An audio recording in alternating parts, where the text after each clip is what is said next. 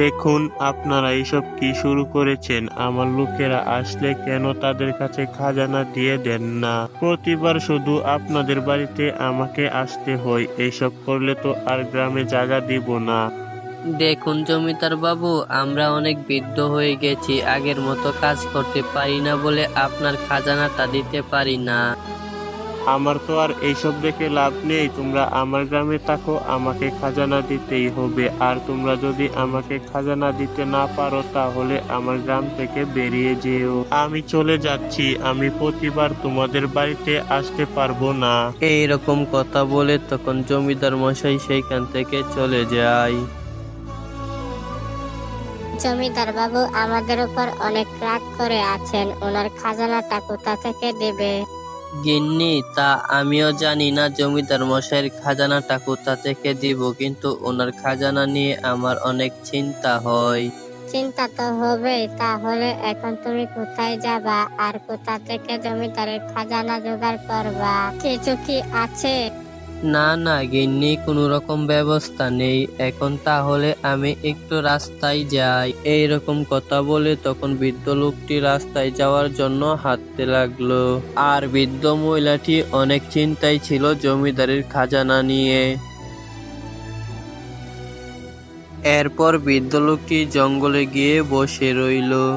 রে, আমার জীবনটা অনেক কষ্টের, আমার একটি ছেলেও নেই যে আমি বৃদ্ধ হয়ে গেছি, এখন আমাকে কাজ করে খাওয়াবে। আমি অসহায় একটা মানুষ, এখন জমিদারের এত মাসের খাজানা কোথা থেকে দিব? এইরকম কথা বলে তখন লোকটি অসহায়ের মতো সেইখানে বসে রইল।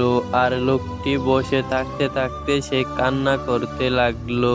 আর সে সময় সেই রাস্তা দিয়ে আসছিল আমাদের গল্পের লল্লু ভূত। লল্লু বৃদ্ধকে কাঁদতে দেখে লল্লু জিজ্ঞেস করলো, দাদু, কি হয়েছে তোমার? তুমি এই বয়সে এই সময়ে জঙ্গলে বসে কান্না করছো? কি বলবো তোমায়, আমাদের গ্রামের জমিদার অনেক অত্যাচার করে। আমাদের গ্রামের জমিদার অনেক অত্যাচারী। আমাদের কাছে খাজানা নেই, তাও আমাদের কাছ থেকে জোর করে খাজানা নেই। আমাকে বলছে তাকে খাজানা দিতে, কিন্তু আমার কাছে কোনো রকম খাজানা নেই, তাই আমাকে অত্যাচার করছে।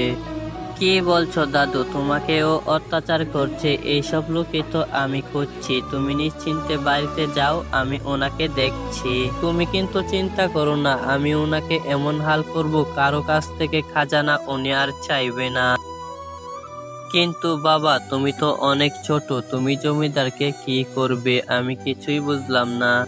তোমাকে বুঝতে হবে না, আমি চলে যাচ্ছি। তুমি যেহেতু আমাকেই চেনো নাই, তাহলে আর কি করে বুঝবে? এইরকম কথা বলে তখন লুল্লু সেইখান থেকে চলে যায়। আর বৃদ্ধ লোকটি লুল্লু ভূতের দিকে তাকিয়ে রইল, কিন্তু কোনো কিছুই বুঝতে পারছিল না।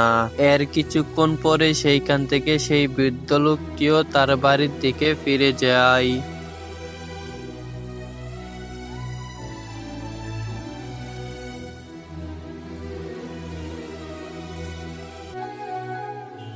জমিদার বাবু, আমি কি শুনছি আপনি নাকি প্রজাদের উপর অত্যাচার করেন খাজানার জন্য, তাদের উপর জুলুম করেন? আপনি কেন প্রজাদের উপর জুলুম করেন? আমি তাদের উপর জুলুম করি আর করবই, কারণ তারা আমার গ্রামে থাকে আর আমার গ্রামে থেকে তারা খাজানা দেয় না।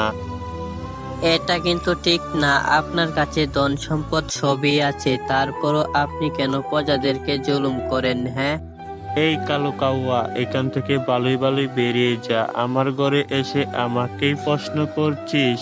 এরপর লুল্লু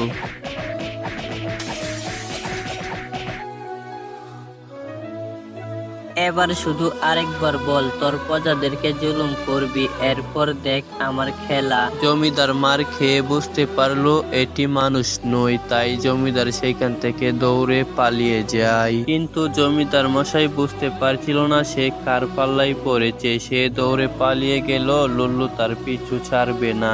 দৌড়াতে দৌড়াতে জমিদার ক্লান্ত হয়ে গেল, আর এক জায়গায় দাঁড়িয়ে পিছনের দিকে তাকিয়ে রইল লুল্লু আসে কিনা। কিন্তু জমিদার যখন সামনে তাকালো, লুলুকে দেখে অজ্ঞান হয়ে গেল। এই বলছি, ওঠ, এখন আর অভিনয় করিস না। কে গো ভাই তুমি? তুমি আমাকে কেন এভাবে তাড়া করছো? আর